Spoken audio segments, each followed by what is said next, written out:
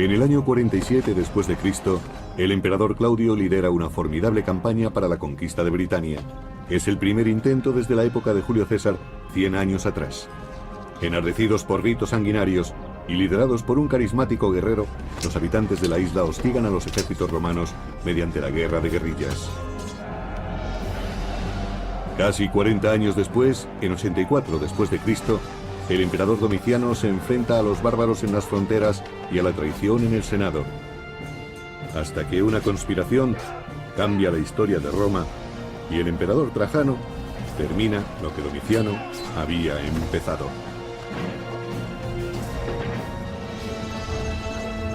Roma, año 80 después de Cristo. A finales del primer siglo, el Imperio Romano es sólido, su ejército es poderoso, las victorias militares son frecuentes, el dominio se refuerza. El imperio entra en un periodo muy próspero, que se prolongará casi 150 años, hasta mediados del siglo III después de Cristo, momento en que afrontará una época muy problemática. Roma se ha expandido, pero alrededor de su núcleo civilizado, tribus bárbaras de Germania y Dacia, las actuales Alemania y Rumanía, se resisten a la dominación.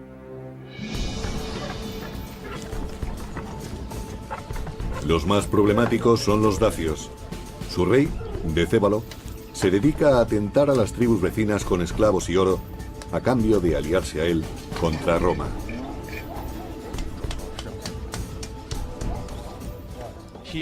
Tiene éxito en sus alianzas en el norte y está extendiéndolas por el este también con éxito. Se está convirtiendo en un líder notorio en la zona y a los romanos no les agrada ese tipo de notoriedad.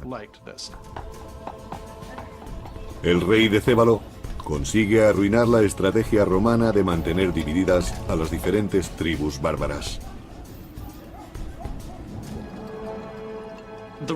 Los romanos, premeditadamente, se habían dedicado a enfrentar a unas tribus con otras. Trataban de evitar que pudieran unirse contra Roma y que ninguna de ellas llegara a ser lo suficientemente poderosa como para someter al resto y plantear una seria amenaza. Decébalo establece las alianzas tribales contra Roma justo en un momento de transición para el imperio. En Roma, Domiciano se dispone a tomar las riendas del imperio que hasta entonces llevaba su hermano, Tito, ahora postrado en el lecho de muerte. La situación cambia de forma imprevista y Roma no parece preparada.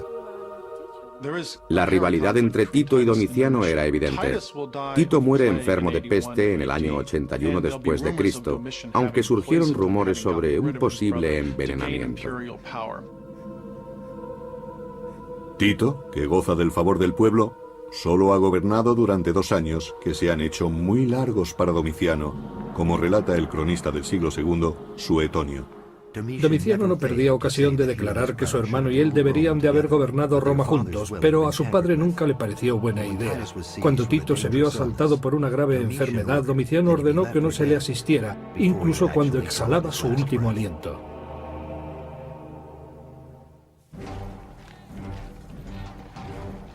El poder de Roma se basa en la fuerza de su ejército. Para demostrar que su valía es comparable a la de su padre y su hermano, Domiciano deberá conseguir prestigio en el campo de batalla.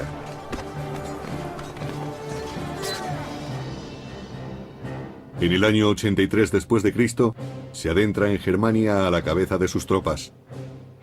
En las orillas del Rin y el Danubio, hará una demostración de poder. Pero Domiciano tiene otros enemigos aparte de los bárbaros. Para evitar problemas, coloca a un desconocido al frente del ejército, alguien que nunca supondrá una amenaza directa para su persona, Cornelio Fosco. El comandante en jefe de las tropas podría llegar a suponer la mayor amenaza para la persona del emperador, y conviene que pertenezca a un estrato social bajo. Esta maniobra estratégica era habitual entre los emperadores. Domiciano escoge un grupo de germanos sin apenas preparación ni armamento para enfrentarse en la batalla. Los emperadores solían emprender campañas militares para ganar prestigio, si consideraban que su posición no estaba afianzada. Suponemos que Domiciano, que no era muy querido por el pueblo, querría fortalecer sus lazos con el ejército, y la mejor manera de lograrlo era emprender una campaña exitosa frente a un enemigo débil. Los germanos son aplastados y Domiciano agasaja a sus legiones, subiendo su soldado un 25%. Después se autoproclamaría germánico, conquistador de los germanos.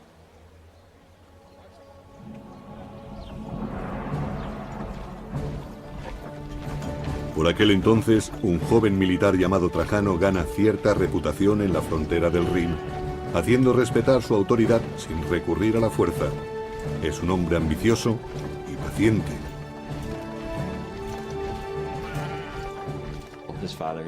Su padre había servido eficientemente en varias campañas bajo el reinado de Vespasiano. Aunque en su abolengo había senadores y cónsules, Trajano no pertenece a la élite propiamente dicha del Senado romano. Se podría decir que proviene de un entorno humilde. Trajano sirve a Roma a la espera de una oportunidad para hacerse notar ante el nuevo emperador. Pero al norte, los dacios trabajan a destajo en sus armerías, forjando espadas y lanzas, respondiendo a las órdenes de su rey, Decébalo. Este sabe que la guerra contra Roma se acerca y quiere que los suyos estén preparados. El historiador Casio Dio lo describe así. Gran conocedor de la guerra, Decébalo sabe cuándo atacar y cuándo retirarse. Es experto en emboscadas y escaramuzas. Sabe cómo alimentar la victoria, pero también sabe asumir la derrota. Aparte de los romanos, los dacios constituían probablemente la civilización más avanzada de la cuenca del Mediterráneo en aquel momento. No sorprende, por tanto, que supusieran una amenaza real.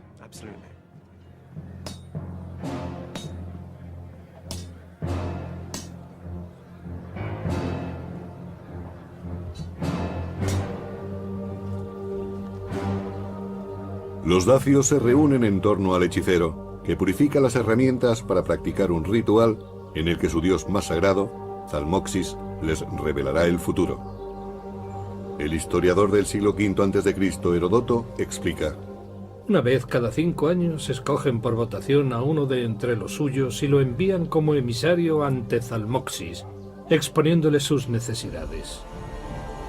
Si el mensajero muere en el ritual, creen que los dioses se mostrarán favorables. Pero si no muere, culpan al propio mensajero de su destino. Hoy, un mensajero dacio acude ante Zalmoxis para expresarle su deseo de victoria frente a Roma. Los dacios no aceptarán un mensaje desfavorable. Sin provocación previa, los dacios atacan la provincia romana de Moesia. Los mercados de Moesia están colmados con los frutos de dicha tierra, la fruta de sus huertos, el grano de sus campos, la cerámica de sus artesanos y el oro de sus minas, material necesario para acuñar las monedas romanas. Aprovechando la escasa vigilancia en esa parte de la frontera, los dacios se adentran en la provincia tomándola por sorpresa. Siembran el caos y matan a cualquiera que intente detenerlos, incluso al propio gobernador de la provincia. No está claro por qué en el año 84 se adentraron en Moesia. Aquel territorio les había pertenecido anteriormente. Al menos parte de Moesia había sido de los dacios y probablemente quisieran recuperarla, o tal vez se trataba simplemente de demostrarle a Roma que tenía puntos débiles.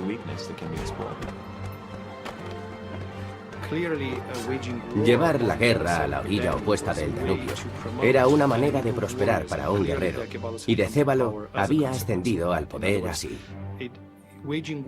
En otras palabras, la guerra contra Roma era el mejor modo de obtener poder político.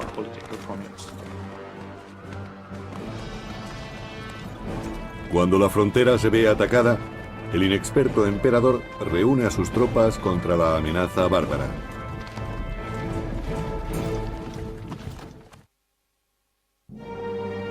Año 84 después de Cristo. Con la muerte de su hermano Domiciano se ha convertido en emperador de Roma. Ahora debe retarse frente a un enemigo inesperado. Sin provocación previa, los dacios han atacado la provincia de Moesia matando a su gobernador. Los romanos envían a Cornelio Fosco con una legión.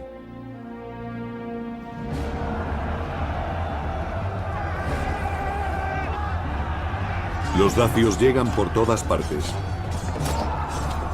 La incursión en Moesia es más que un simple levantamiento contra Roma. Es una afrenta directa al emperador. El asesinato de un gobernador no puede quedar impune.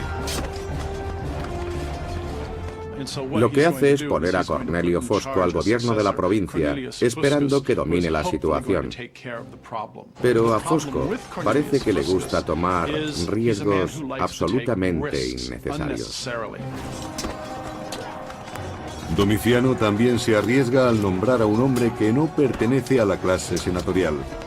Se trata de un desafío al Senado. Las tropas dacias se enfrentan a las de Fosco y las derrotan. Fosco muere, su legión es prácticamente aniquilada y los estandartes tomados. Es un golpe muy duro para los romanos.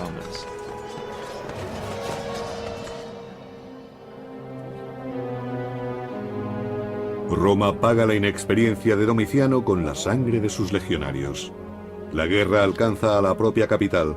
La aristocracia romana se ve obligada a financiar el costoso ejército de Domiciano. El emperador no se detiene ante nada a la hora de llenar sus arcas, según el cronista del siglo II, Suetonio.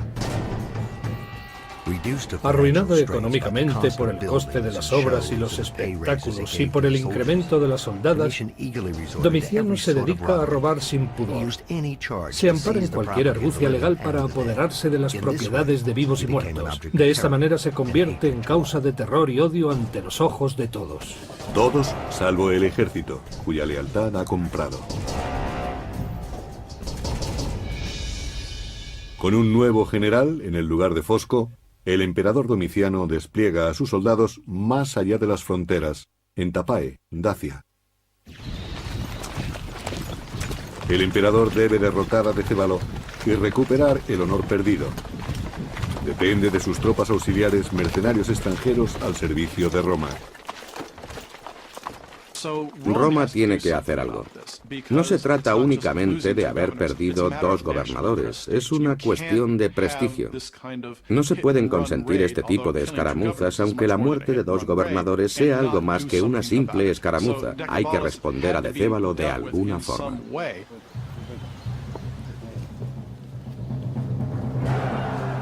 Ahora que se enfrentan de nuevo, Roma está determinada a solucionar el problema de una vez por todas.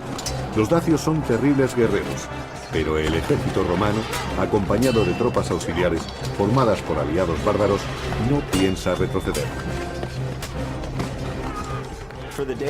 Para los dacios, luchar contra el ejército romano suponía un gran reto, no solo porque se enfrentaban a soldados profesionales, sino porque estos iban acompañados de tropas auxiliares y desconocían su forma de combatir.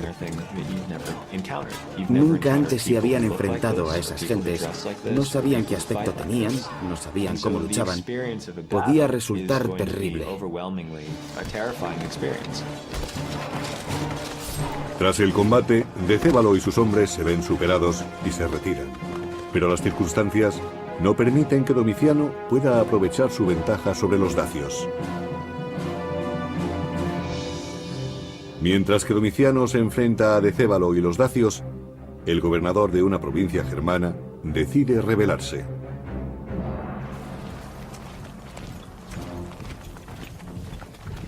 Domiciano envía al joven y leal Trajano para restaurar el orden. La revuelta es aplastada y el cabecilla rebelde capturado. El problema interno al que se enfrentó Domiciano en el año 89 aparentemente estuvo motivado por la insatisfacción de uno de sus comandantes y sus legiones. El general Saturnino intentó proclamarse emperador aprovechando la coyuntura de las guerras dacias. Trajano sofoca el levantamiento de Saturnino y se gana la estima del emperador.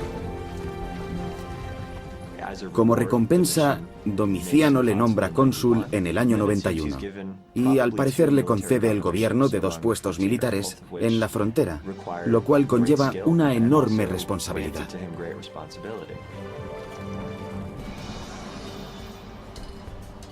Para el rey Dacio, Decébalo, los problemas políticos y militares del emperador Domiciano suponen una oportunidad única. Domiciano, un líder inexperto, se siente acuciado por el descontento creciente entre sus filas y por la resistencia de los dacios. Esperando apaciguar a sus enemigos, el inseguro Domiciano envía un mensajero a territorio dacio para proponer un tratado de paz al rey guerrero. Algunos lo consideran un gesto de debilidad.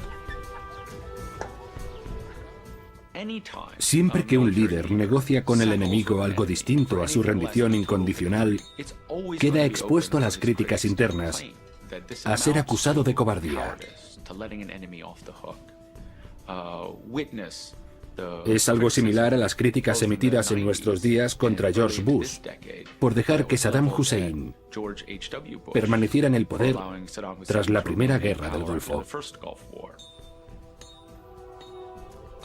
En un extraño gesto, el mensajero de Domiciano devuelve el botín de guerra al enemigo derrotado, según cuenta Casio Dio. Domiciano hizo entrega de grandes cantidades de dinero a Decébalo, así como artesanos de todos los oficios, y prometió seguir entregando enormes sumas de dinero en el futuro. Domiciano dilapida la riqueza de Roma para ganarse el favor de un bárbaro.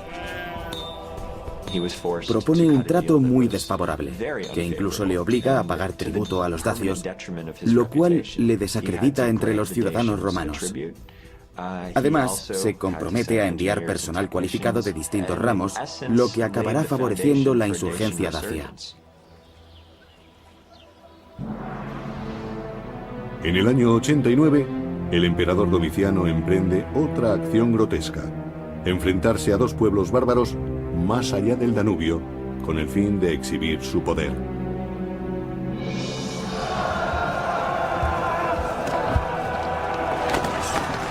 Pero subestima al enemigo y escatima tropas.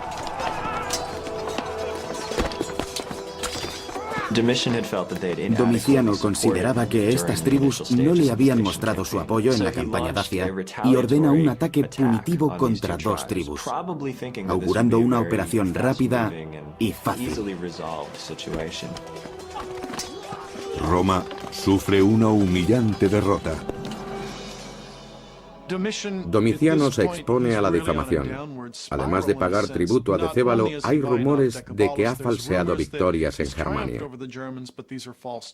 Se dice que ha disfrazado a hombres de Germano para hacerlos pasar por prisioneros de guerra. Domiciano está en un callejón sin salida. Pero no todos los enemigos de Domiciano están en la frontera.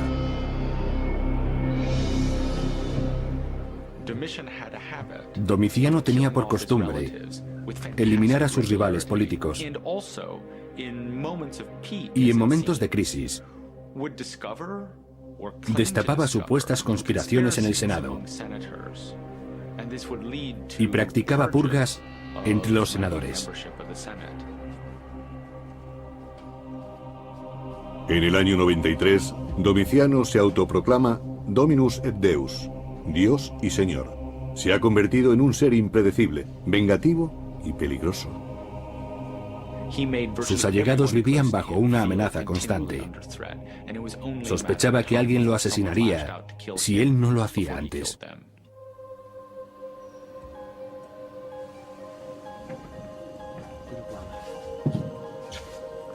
Mientras Domiciano siga vivo, nadie de su entorno se sentirá seguro. Su mujer, Domicia, y su ayuda de cámara, Estéfano, entre otros allegados, deciden actuar. Suetonio, cronista. Los conspiradores deliberaban sobre cómo eliminar a Domiciano, si en el baño o durante la cena. Estéfano, ayuda de cámara de Domicia, se ofreció voluntario. Para evitar sospechas, se vendó el brazo izquierdo varios días antes fingiendo una lesión y dentro escondió una daga. Fue asesinado el 18 de septiembre del año 96 después de Cristo. Por entonces era odiado por su mujer Domicia, por varios cortesanos, y no gozaba de alta estima en el Senado. A esas alturas nadie quiere a Domiciano. Probablemente existiera una conspiración orquestada desde la corte y el Senado. El plan está en marcha.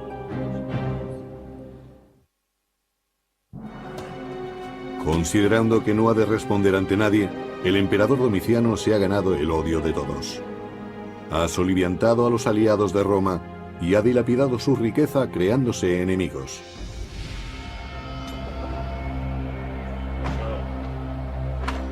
Un sirviente en el que confía, Estéfano, se reúne con el emperador aprovechando sus temores. Nos lo cuenta el cronista Suetonio. Estéfano pide audiencia al emperador pretendiendo revelar una conspiración contra él. Le entrega un rollo con pruebas falsas y le apuñala mientras lo lee.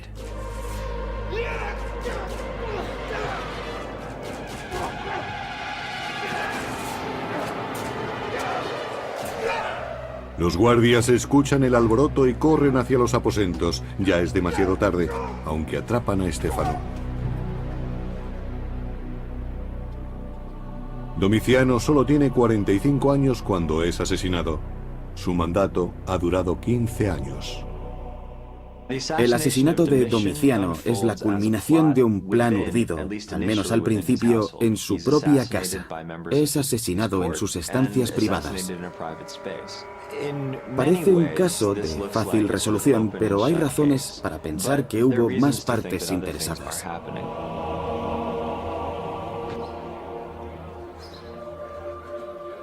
La muerte de Domiciano deja al Senado en una posición ventajosa, de acuerdo con el historiador Suetonio. La gente acogió la muerte de Domiciano con indiferencia. Solo los soldados se entristecieron e intentaron que se le recordara como Domiciano el dios. Los senadores estaban tan entusiasmados que les faltó tiempo para insultar al emperador muerto, derribando sus estatuas, borrando su nombre de las estelas y destrozando sus representaciones. El Senado no pierde el tiempo y nombra a otro emperador. Inmediatamente después del asesinato de Domiciano, el Senado designa a uno de sus miembros como su sucesor, un hombre llamado Nerva, anciano, sin hijos y sin méritos militares. Las razones de esta elección son evidentes. Nerva es elegido con asombrosa prontitud. Era el candidato idóneo. Todo el mundo lo acepta porque es viejo, achacoso, no tiene hijos.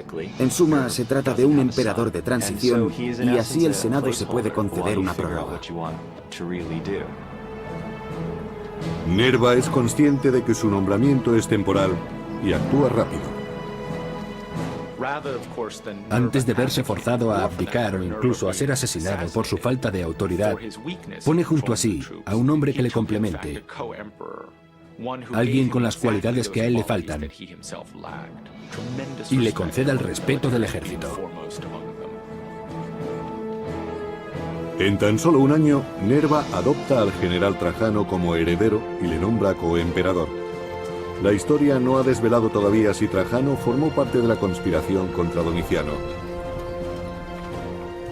Es poco probable que Trajano estuviera relacionado, pero seguramente tuviera conocimiento de ello, lo que tampoco significa que lo aprobara.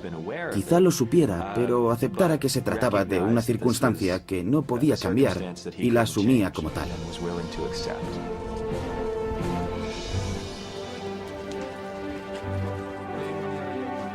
En el año 98 después de Cristo, Trajano, a pie y vestido de civil, se presenta a las puertas de Roma. Está prácticamente irreconocible. Acaba de ser nombrado emperador único tras la muerte natural de Nerva. Es recibido como un héroe una vez que los guardias se percatan de quién es. Todos celebran la llegada de Trajano a Roma. Es un emperador relativamente joven, predispuesto a colaborar con el Senado en el gobierno del imperio. Se considera el inicio de una nueva era. A simple vista queda claro que Trajano es lo opuesto a Domiciano. El historiador Plinio elogia la presentación del nuevo emperador. Tu entrada nos encandiló y sorprendió. Tus predecesores tenían que ser llevados a hombros, puesto que no se conformaban con el tiro de 4 caballos blancos. A ti, en cambio, te bastó con tu esplendorosa presencia. Tenía el aspecto de los estamentos más relevantes y de quienes escribían la historia. Por eso, Trajano es recordado como un buen emperador.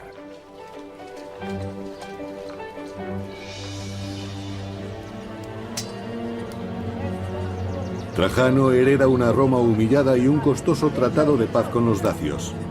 Gracias a Domiciano, dichos bárbaros reciben arsenales romanos, desertores de las legiones y cada año una gran parte de la riqueza de Roma. Trajano no piensa tolerarlo.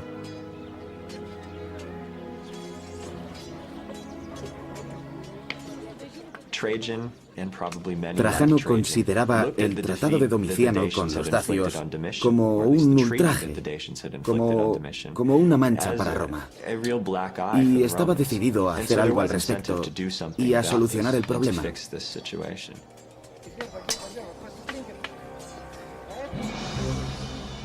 Trajano no permanece mucho tiempo en Roma. Con 9 de sus legiones y tropas auxiliares parte hacia el Danubio con la intención de terminar una empresa inacabada.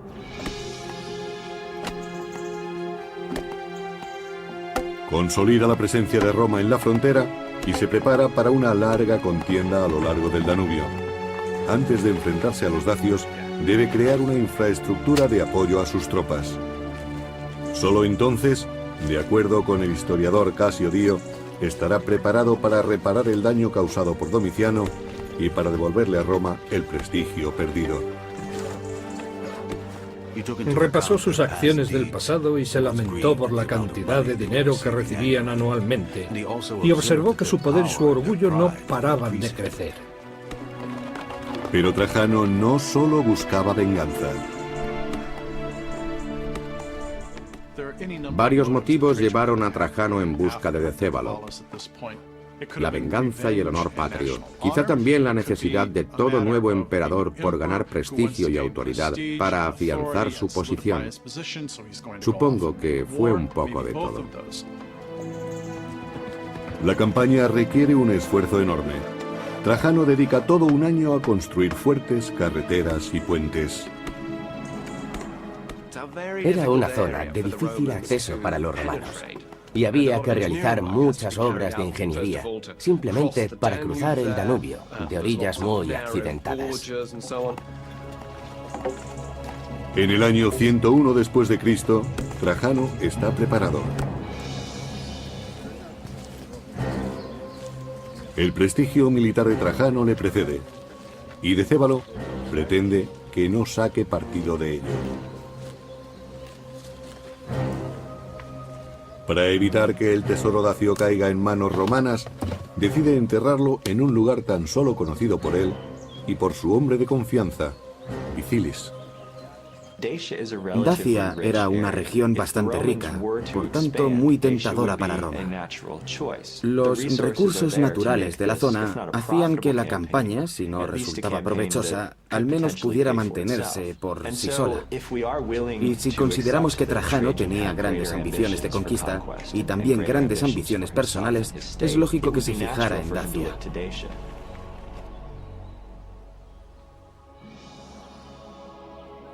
En el año 101 después de Cristo, los dacios saben que la paz está a punto de romperse.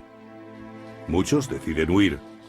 Los dacios ya han luchado con los romanos anteriormente, pero esta vez es distinto, como explica el historiador Casio Dio. Decébalo, conocedor del avance de Trajano, se asustó, pues sabía muy bien que antes no había vencido a los romanos sino a Domiciano. Ahora debía luchar contra los romanos y contra Trajano, el emperador. Familias enteras de dacios parten hacia regiones más seguras.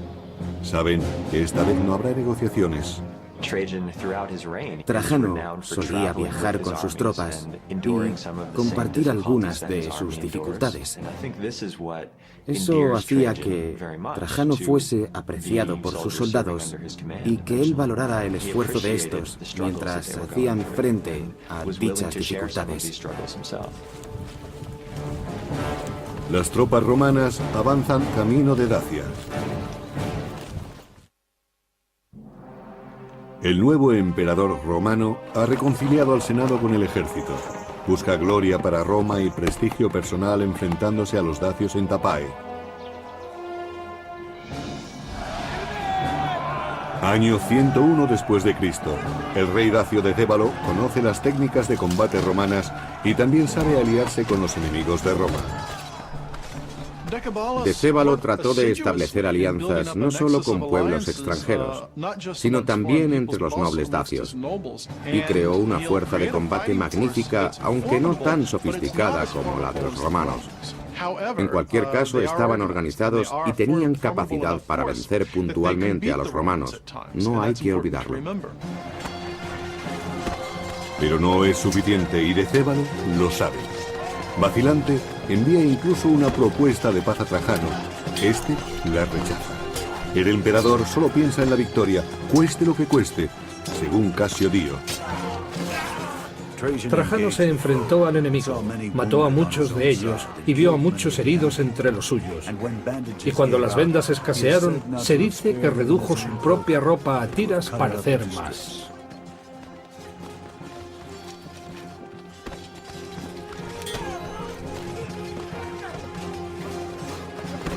Un guerrero dacio siempre preferirá morir a ser capturado.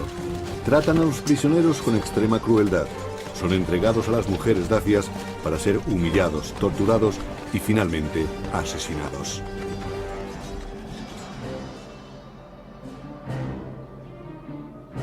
Trajano vence a Decébalo, forzándole a someterse a la voluntad de Roma. Deberá devolver todo lo que ha conseguido de los anteriores tratados y jurar obediencia. Casio Dio lo recuerda. Decébalo se comprometió a regañadientes a entregar las armas, a devolver a los desertores, a derribar los fuertes, a retirarse de territorio ocupado y más aún, a aceptar a los amigos y a los enemigos de Roma.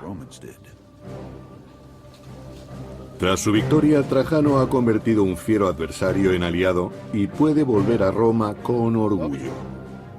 Pero el tratado no tiene el efecto deseado y no apaga la sed de sangre de Decébalo, que conoce la tecnología bélica romana y cree poder contrarrestarla.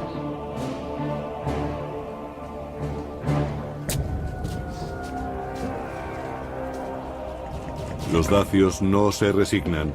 Despojados del armamento romano, han empezado a construir el suyo propio. Con armas y tropas renovadas, expanden su territorio desafiando a Roma. No está muy claro por qué Decébalo decidió romper el tratado. Probablemente Decébalo estaba convencido de que una nueva guerra contra Roma era inevitable. La región no era suficientemente grande para los dos, y por tanto dedujo que debía atacar primero. Volvió a acoger desertores, realizó algunos movimientos estratégicos y pensó que tal vez podría tomar la iniciativa y acelerar el enfrentamiento con Trajano, que sin duda no lo eludiría. Decébalo reconstruye su maquinaria de guerra en Dacia y Trajano parte en su busca desde la península itálica. Mientras que Decébalo confía en la fuerza, Trajano opta por la diplomacia. Tienta a los Quadi, a los Marcomanni y a otros pueblos afines a los dacios, pero atraídos por las riquezas romanas. Al tenerlos como aliados, Trajano merma el poder militar de Decébalo. Si los dacios quieren guerra, deberán luchar solos. Trajano respondió a las provocaciones de Decébalo entablando conversaciones con casi todos los pueblos que habitaban las regiones cercanas a Dacia. Decébalo está desesperado y sus aliados empiezan a vacilar. Quieren abandonarle y se acercan poco a poco a los romanos. Decébalo sabe que la situación es crítica. Año 106 después de Cristo. Trajano conduce directamente sus tropas hasta el centro político del reino de Dacia, Sarmizegetusa, en la actual Rumanía.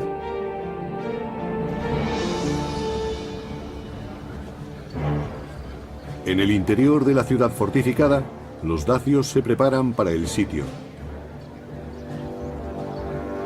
Ponen todas sus esperanzas en las gruesas murallas, pero si los romanos llegan a hacer brecha, reaccionarán. El fuego y el aceite no dejarán nada de provecho a los romanos. Además, el veneno hará que ningún dacio, sea hombre, mujer o niño, sea capturado y esclavizado. Si les derrotan, se reunirán todos más allá de la muerte.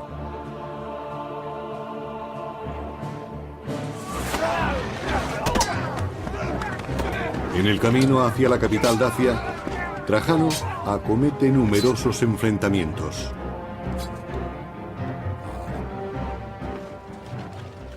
Se trataba de una ciudad fortificada, difícil de tomar. Y los romanos habían evolucionado muy lentamente de plaza en plaza. Y claro está, sufriendo gran cantidad de bajas. Fue una lucha terrible.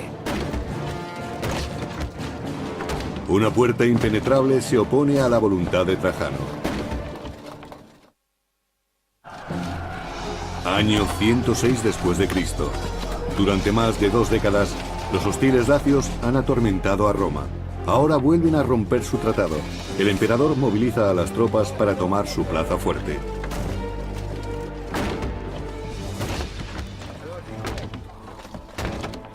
Los dacios han combatido ferozmente para mantener a los romanos lejos de Sarmizagetusa.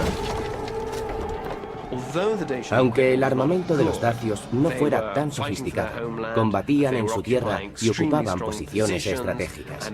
La capital era una fortaleza y no debía resultar fácil conquistarla.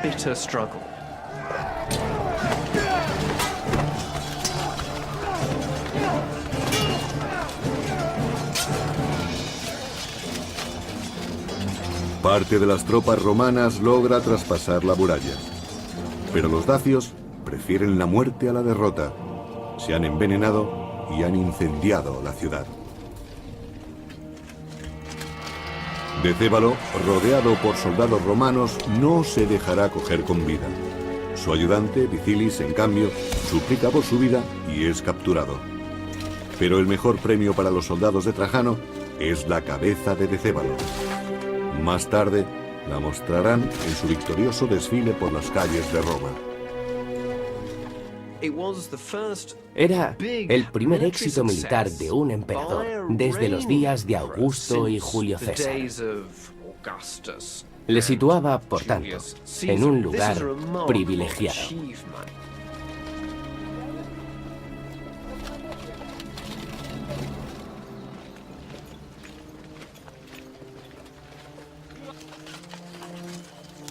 La victoria también aporta beneficios materiales.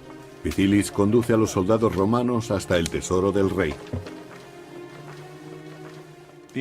La suma de oro que Trajano recibió o tomó durante la conquista de Dacia fue enorme. Había sido escondida por los dacios en el lecho de un río. Estas riquezas, junto con las extraídas de minas de Dacia, llenaron las arcas de Roma. Según las crónicas, Roma recuperó 225 toneladas de oro, 500 toneladas de plata y 50.000 esclavos. El oro y la plata del botín tomado a los dacios se empleó para financiar una formidable campaña de obras públicas, a un nivel nunca antes visto en Roma.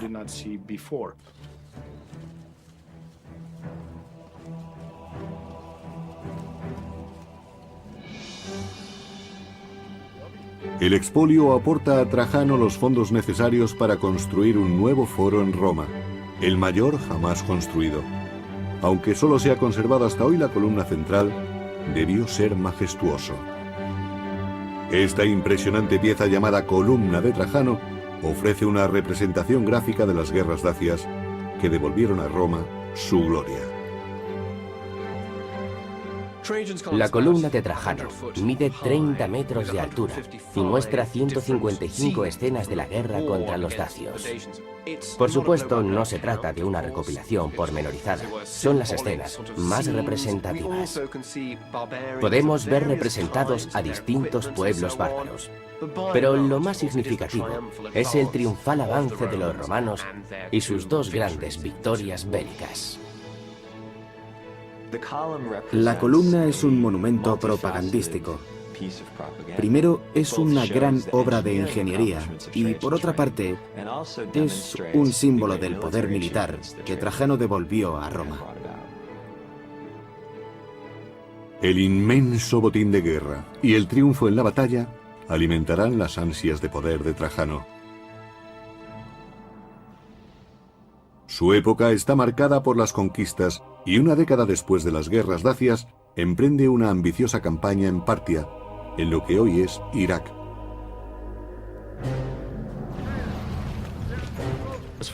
No existían razones estratégicas para declarar la guerra a Partia.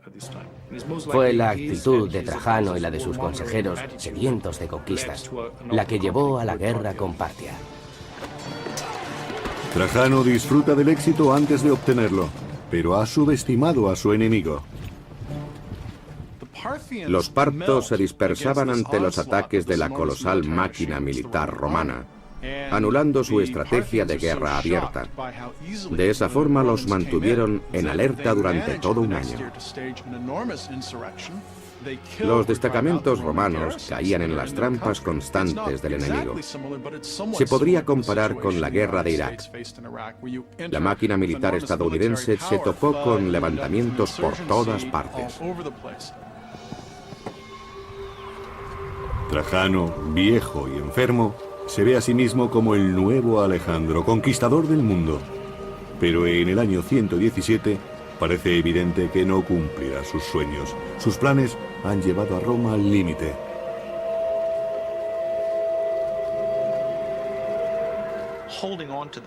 Ocupar territorios tan hostiles es muy difícil. Y Trajano se da cuenta, mientras lucha en el norte, el centro y el sur a la vez, de que ha sobreexplotado sus recursos. Ya anciano, Trajano se retira, abandonando su campaña y volviendo a Roma, pero muere antes de llegar. La situación en la que Trajano se encuentra antes de abandonar su campaña es similar a la de Estados Unidos y sus aliados hoy en día, en la misma zona del mundo, con las mismas defensas porosas, las mismas fronteras naturales y el mismo deseo de acelerar un proceso que debía haberse planteado con más previsión, con un plan para ganar la guerra, pero sin planes para organizar el territorio una vez acabados los combates. Trajano es considerado como uno de los grandes emperadores romanos, pero no puede colmar sus ambiciones. El gran fracaso de la política de Trajano se descubre justo después de su muerte, cuando Adriano se retira de la mayor parte del territorio conquistado por su predecesor. Incluso la provincia de Dacia, que tanto costó conquistar, acaba perdiéndose. Los imperios son moldeados por sus líderes. La historia juzga a Trajano como buen emperador y, en cambio, infama a Domiciano. Pero ambos apelaron a las necesidades del imperio para satisfacer sus ansias personales. No serían los últimos emperadores en seguir tan peligroso camino, un camino que llevaría a la caída del imperio.